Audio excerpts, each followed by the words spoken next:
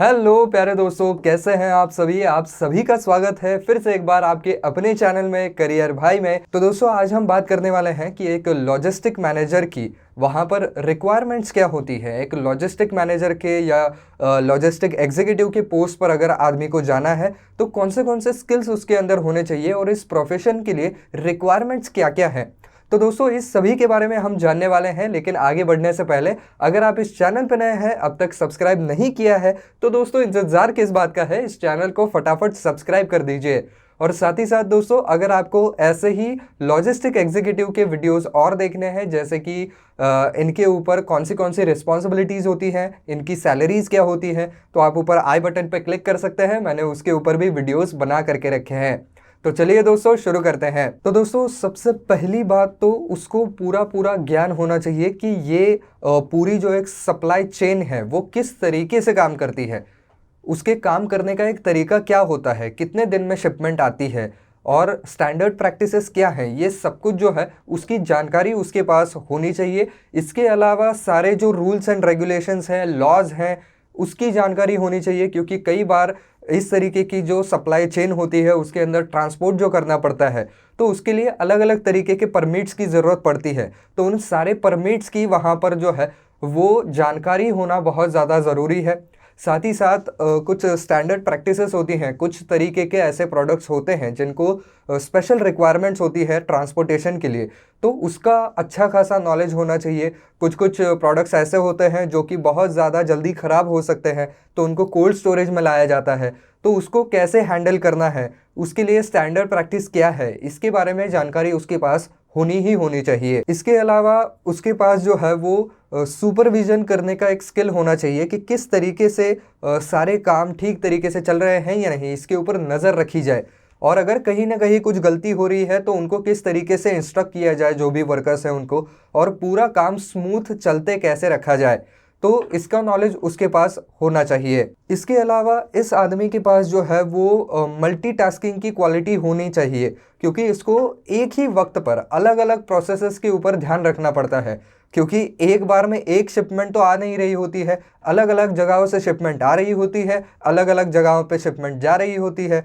तो ये सारी चीज़ों के ऊपर ट्रैक रखना कि कौन सी शिपमेंट हमारे गोडाउन में आने वाली है और कौन सी शिपमेंट जाने वाली है, कौन से रूट पर कौन सा ट्रक ड्राइवर कहाँ तक पहुँचा हुआ है, उसको यहाँ तक पहुँचने में कितना समय लगेगा, हमारे यहाँ से जो माल गया है उसको पहुँचने में कितना समय लगेगा, तो उसके हिसाब से जो भी कस्टमर है या जो भी रिटेलर्स हैं उनके साथ बातचीत करते रहना, उनके साथ कम्युनिकेशन बनाए रखना, ये इसको आना चाहिए। इसकी वजह से ये मल्टीटास्किंग का स्किल जो है वो बहुत ज़्यादा ज़रूरी है। इसके अलावा दोस्तों वो आदमी जो है वो काफ़ी ज़्यादा टेक सेवी भी होना चाहिए, क्योंकि आजकल जो है वो लॉजिस्टिक से रिलेटेड सॉफ्टवेयर्स भी आए हैं जिनका इस्तेमाल करके सारी शिपमेंट को ट्रैक करना, उसका पूरा रिकॉर्ड रखना, ये सारी चीज़ें की जाती हैं।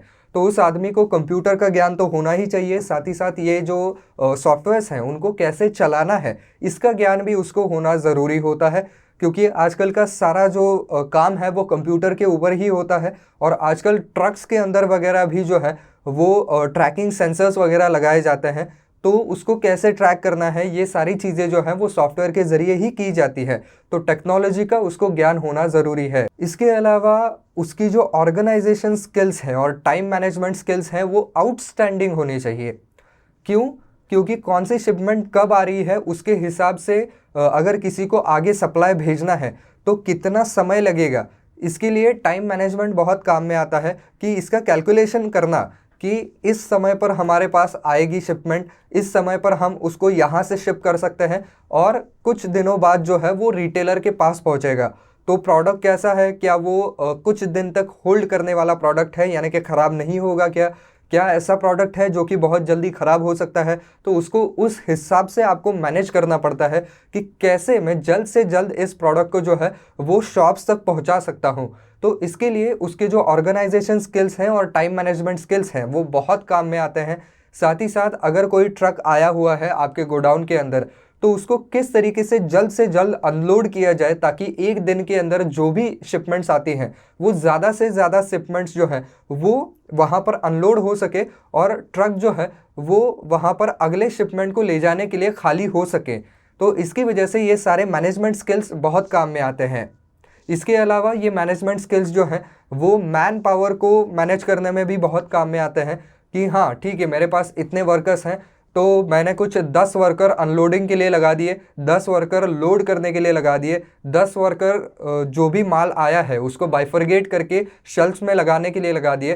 तो इस तरीके से कैसे मैं मैन पावर को बाइफरगेट करूँगा और अलग अलग काम उनको असाइन करूंगा, इसके लिए भी उसका ऑर्गेनाइजेशन स्किल काम में आता है। इसके अलावा उसके कम्युनिकेशन स्किल्स और इंट्रापर्सनल स्किल्स भी बहुत ज़्यादा काम की चीज़ है, ये रिक्वायरमेंट है इस जॉब की, क्योंकि यही वो आदमी होता है जो सबके साथ कांटेक्ट में रहता है। चाहे फिर वो जो प्रोड्यूस करता है प्रोडक्ट को वो आदमी हो, चाहे फिर वो ट्रक के ड्राइवर्स हों जो कि सारे प्रोडक्ट्स को डिलीवर करते हैं, चाहे फिर वो आपके कस्टमर्स हो या आपके रिटेलर्स हों, इन सभी के साथ ये आदमी कॉन्टैक्ट्स बना करके रखता है।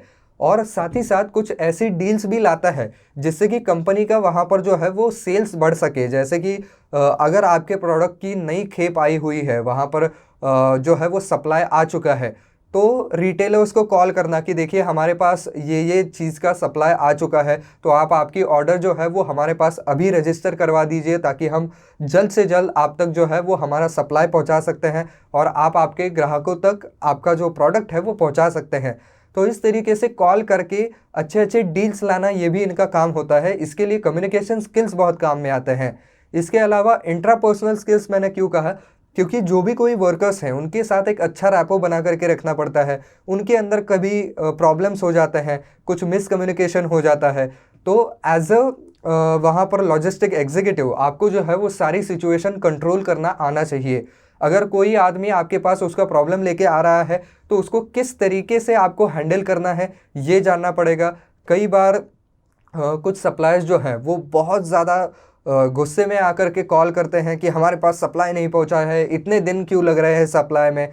तो ऐसे वक्त में जो है वो आपके कम्युनिकेशन स्किल्स ही काम में आते हैं कि किस तरीके से खुद शांत रह करके उनको भरोसा दिलाएं कि नहीं सप्लाई पहुंच जाएगा, हमने सप्लाई भेज दिया है, ऐसा नहीं होगा कि सप्लाई पहुंचा ही नहीं है, हाँ शायद थोड़ा सा वक्त लग सकता है लेकिन सप्लाई ज़रूर पहुंच जाएगा। तो इस तरीके की बात करने के लिए आपकी खुद के कम्युनिकेशन स्किल्स अच्छे होना ज़रूरी है। इसके अलावा एक और ज़रूरी चीज़, last but not the least, कि उस आदमी के पास जो है वो इस काम को करने का एक्सपीरियंस होना चाहिए। जनरली लॉजिस्टिक एग्जीक्यूटिव के लिए जो है वो एक्सपीरियंस लोगों को ही लिया जाता है, क्योंकि ये एक बहुत ही इंट्रिकेट सिस्टम है। इसके अंदर अगर उस आदमी को ज़्यादा एक्सपीरियंस है तो ज़्यादा बेहतर तरीके से वो मैनेज कर सकता है। अगर नया आदमी है तो उसको हैंडल करना नहीं आएगा कि किस तरीके से मैन पावर को हैंडल करना है, किस तरीके से ट्रक ड्राइवर्स से कम्युनिकेशन करनी है, किस तरीके से आपके रिटेलर्स के साथ बात करनी है, तो ये उसको नहीं आएगा। तो इसकी वजह से यहाँ पर एक्सपीरियंस आदमी को ज़्यादा प्रेफर किया जाता है। तो आपके पास अगर प्रूवन इस काम करने का एक्सपीरियंस है तो ज़्यादा बेहतर बात हो जाएगी। बात करें अगर एजुकेशनल क्वालिफिकेशन की, तो हाँ ग्रेजुएशन ज़रूर इसके लिए चाहिए होगा। और अगर आपका स्पेशलाइजेशन है सप्लाई चेन मैनेजमेंट में, उसके अंदर आपने MBA वगैरह करके रखा है तो और भी बढ़िया बात हो जाएगी, आपके लिए एक प्लस पॉइंट वो ज़रूर बन सकता है। तो दोस्तों ये कुछ रिक्वायरमेंट्स और स्किल्स हैं जो कि एक लॉजिस्टिक मैनेजर के लिए या लॉजिस्टिक एग्जीक्यूटिव के लिए बहुत ही ज़्यादा ज़रूरी हैं। तो आई होप दोस्तों ये वीडियो आपको काम की लगी होगी, इससे कुछ वैल्यू आपको मिली होगी। तो दोस्तों अगर आपको ये वीडियो पसंद आया है, काम का लगा है, तो वीडियो को लाइक करना बिल्कुल ना भूलें।